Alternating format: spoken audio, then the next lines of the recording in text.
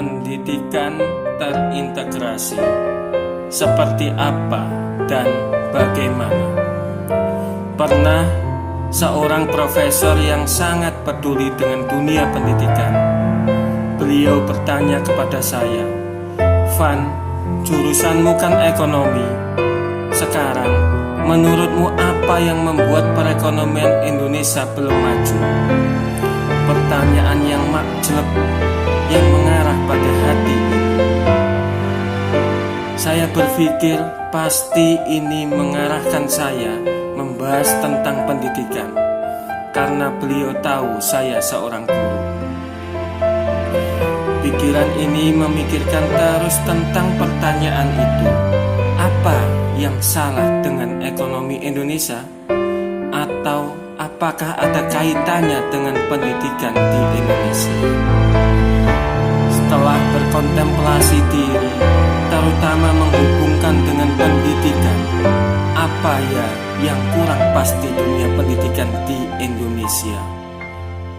Ada satu titik terang yang menurut pendapat saya melihat dari sisi hulunya, yakni pendidikan kita terpisah antara kompetensi satu dengan yang lain. Belajar ekonomi tentang keuangan saja tanpa menghubungkan dengan sisi akhlak, sisi moralitas. Belajar ekonomi hanya tentang akuntansi tanpa berpikir relasi dan interaksi.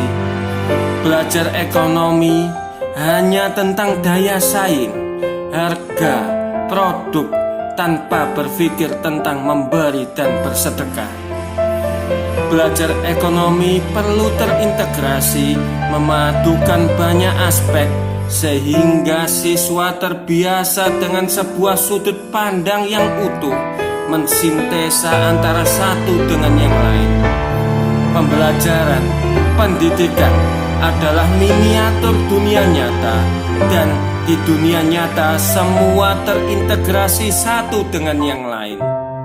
Ketika menanam pohon, kita tidak hanya berhubungan dengan pohon, tetapi berkaitan dengan udara, keesaan Allah, tentang berbagai kerindangan, dan masih banyak hal yang lain.